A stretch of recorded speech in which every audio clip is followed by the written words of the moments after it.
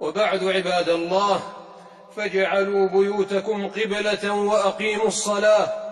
اجعلوا بيوتكم قبلة وأقيموا الصلاة، واغرسوا في دوركم رياض الجنة، واذكروا الله، وانشروا مصاحفكم، واتلوا كتاب الله.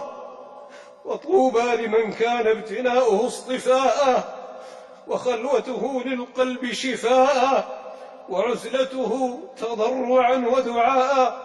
واعلموا أن النصر مع الصبر، وأن الفرج مع الكرب، وأن مع العسر يسرا. واستعينوا بالصبر والصلاة، إن الله مع الصابرين. واصبروا وصابروا ورابطوا، وأطيعوا من ولاه الله أمركم من العلماء والأمراء في طاعة الله. والناس فيما نحن فيه قتلا وإفسادا وإحياء وإسعادا صنفان: أهل تكتم على الداء، وخلطة للأصحاء، ونشر للوباء، فويل للمجرمين. وآخرون جعلوا نفوسهم دون النفوس على ثغور البلاد، أو في أمن العباد، أو في حياة الأجساد، فبشرى للمحسنين. من قتل نفسا بغير نفس أو فساد في الأرض فكأنما قتل الناس جميعا، ومن أحياها فكأنما أحيا الناس جميعا.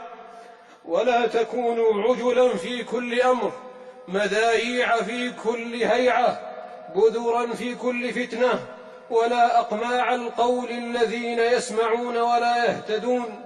وإذا جاءهم أمر من الأمن أو الخوف أذاعوا به، ولو ردوه إلى الرسول وإلى أولي الأمر منهم لعلمه الذين يستنبطونه منهم.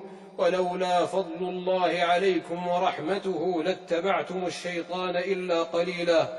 قال الله تبارك وتعالى: ما أصاب من مصيبة إلا بإذن الله، ومن يؤمن بالله يهد قلبه، والله بكل شيء عليم.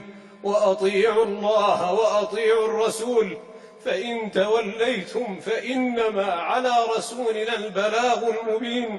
الله لا إله إلا هو، الله لا إله إلا هو، وعلى الله فليتوكل المؤمنون.